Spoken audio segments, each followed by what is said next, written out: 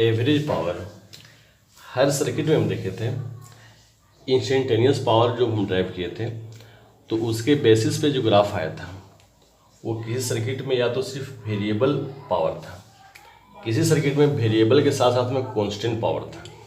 Variable power का मतलब क्या होता है कि एक हाफ साइकिल में पॉजिटिव, नेक्स्ट हाफ में नेगेटिव, वन कंप्लीट साइकिल में ये जीरो हो जाता था। तो वेरिएबल पावर का कोई इंपॉर्टेंस किसी भी सर्किट में आर में, सी में, एल में नहीं हो गया। मेन इंपॉर्टेंस किसका था? ये जो कांस्टेंट पावर है। हम ये बोल सकते हैं कि जैसे कोई भी सर्किट में, सिर्फ आरएलसी का ही बात नहीं, किसी भी सर्किट हो, जैसे करंट का फ्लो होना स्टार्ट हुआ, एक पावर हमको कांस्टेंट हमेशा दिखाई दे रहा है जो टाइम के साथ चेंज नहीं हो रहा है, लेकिन एक पावर जो टाइम के साथ चेंज हो रहा है वो भी साइनसॉइडल है, मतलब एक कंप्लीट साइकिल में जीरो होने वाला है। तो वैसा पावर जो हमेशा कांस्टेंट बना हुआ है उसी पावर को हम बोलते हैं एवरेज पावर। या फिर उसको हम डिफाइन करते हैं इस टाइप से, एक कंप्लीट टाइम पीरियड में एक सर्किट, ऐसे सर्किट जितना पावर डिसिपेट करता है उसी पावर को हम एवरेज पावर बोलते हैं। तो एवरेज पावर सिर्फ आरएलसी का ही नहीं, हर सर्किट में एवरेज पावर होता है। हम देखे थे आर सर्किट में, तो आर सर्किट में एक पावर इस टाइप से आया था और एक पावर ई आया था। तो आर सर्किट में ये जो कांस्टेंट पावर तुमको दिखा रहा था वही कांस्टेंट पावर तुम्हारा एवरेज पावर है।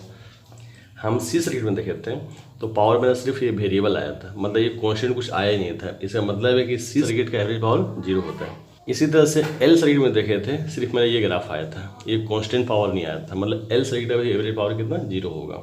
अभी एवरेज पावर इंडिविजुअल सर्किट का निकालना है हमको, हर अलग अलग सर्किट का, और ये बहुत इंपॉर्टेंट है तुम्हारा एग्जाम के नजरिए से। हम फिलहाल आरएलसी का बात करते हैं। तो किसी तरीका क्या है, किसी भी सर्किट का जब हमको एवरेज पावर निकालना होगा तो उस सर्किट को जब हम ड्राइव किए थे तो E equal to E naught sine omega t, ये हम सभी में अप्लाई किए हुए थे। आर सर्किट में आई के वैल्यू कुछ निकल गया था, एल में आई का अलग निकल गया था, सी में अलग निकल गया था। तो अलग अलग सर्किट का आई का वैल्यू अलग अलग होता है। हम फिलहाल आरएलसी का बात करते हैं। तो मान लेते हैं I naught sine omega t plus 5। अब ध्यान देना कि आरएलसी में जो करंट होता है वो माइनस भी हो सकता है, प्लस भी हो सकता है। करंट कभी लैग भी करता है, कभी लीड भी करता है। हम मान लेते हैं यहाँ पे करंट लीड कर रहा है, कुछ भी एक लेक्चर चल रहे हैं, रिजल्ट मेरा सेम आएगा। तो ये हो गया तुम्हारा ई और ये हो आई। हर सर्किट में स्टेप समझना, तभी तुम्हारे पास होमवर्क आएगा। आर सर्किट का एवरेज पावर फाइंड करो, सी सर्किट का, एल सर्किट का, आरएल का, आरसी का एवरेज पावर फाइंड करना है, या फिर आरएलसी का।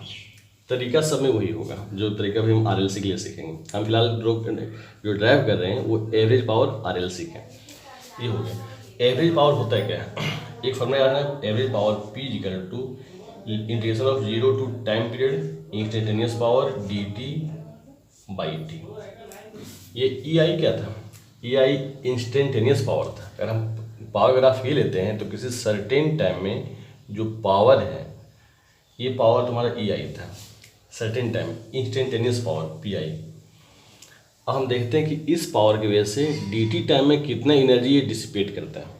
तो हम जानते हैं ऐसा होता है, P बराबर होता है एनर्जी बाई टाइम। तो एनर्जी निकालने के लिए पावर को टाइम से मल्टीप्लाई करना होगा। ये इंस्टेंटेनियस पावर है। dt टाइम के लिए अगर हम देखते हैं तो PI dt, इतना ये एनर्जी स्टोर किया है, D एनर्जी या DW वर्क जो भी हम बोल सकते हैं, PI इंटू dt, मतलब PI की वैल्यू कितना होता है? E into I. तो EI dt ये क्या आ गया तुम्हारा? Elementary energy, elementary work done in time dt।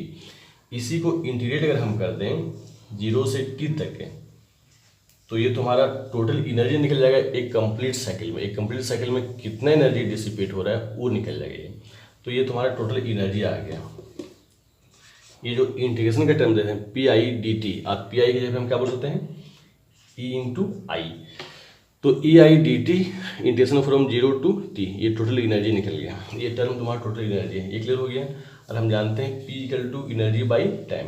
तो टोटल एनर्जी को हम टाइम पीरियड सिर्फ वन साइकिल के लिए टाइम पीरियड t से डिवाइड करते हैं तो हमको क्या मिल जाएगा? पावर मिल जाएगा। Power equal to energy by time.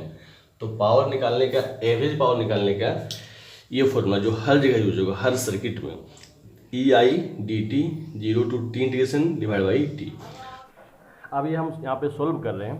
EI dt, E का value E naught sine omega t, I naught sine omega t plus 5 किसका? आई का। माइनस 5 भी हो सकता है क्योंकि करंट जो होता है आरएलसी में वो लीड भी करता है, लैग भी करता है। हम कोई भी एक टर्म सेलेक्ट कर रहे हैं, रिजल्ट सब में सेम आएगा। सोल्व करें इसको। Sine omega A plus B, sine A into cos B plus cos A into sine B. Sine को मल्टीप्लाई कर दिए, स्क्वायर में यहाँ पे साइन इंटू कॉस हो गया। साइन स्क्वायर ओमेगा टी को 1 minus cos 2 omega T by 2 लिखे, सॉल्व किए, 1/2 से डिवाइड किए, 2 sign A sine cos A, sign 2 ये होता है, साइन 2 ये 1/2 कॉमन निकाल लिए, cos 5 d t, cos 5 d t 1 के साथ में, फिर cos 2 omega t cos 5, cos 2 omega t cos 5, sine 2 omega t sine 5, cos 5 d t, cos 5 d t क्या हुआ, डी टी का टी, तो कॉस 5 टी हो गया। कॉस का फंक्शन है, एक कंप्लीट टाइम पीरियड में 0 होता है, साइन का फंक्शन है, एक कंप्लीट टाइम पीरियड में 0 होता है, क्योंकि कॉस और साइन का ग्राफ साइनसोइडल एक कंप्लीट ग्राफ में 0 होता है। तो सिर्फ मेरे पास ये टर्म आ गया, E R M S I R M S cos 5 t, यहाँ पे पी बाई, यहाँ पे टी डिवाइड में था, हम टी को इधर मल्टीप्लाई कर चुके थे, तो पी टी बच गया, तो टी से टी कैंसिल हुआ, तो पी इक्वल टू क्या हो गया, E R M S I R M S cos 5। अब तुम लोग का होमवर्क है यहाँ के बाद कि जिस तरह से हम आर एल सी सर्किट के लिए निकाले हैं एवरेज पावर, तुमको इंडिविजुअल आर के लिए, एल के लिए, सी के लिए, आर सी के लिए, आर एल के लिए, नेक्स्ट जो 5 बचा हुआ रह गया वो पांचों सर्किट का तुम लोग को एवरेज पावर फाइंड करना है। हर सर्किट में ई का वैल्यू रखेंगे, यहाँ पे आई का वैल्यू रखेंगे, वही जो निकला है। जैसे हम बात करते हैं आर का, तो आर में निकला था E naught sine omega t, I निकला था I naught sine omega t. Solve करेंगे, आंसर आएगा।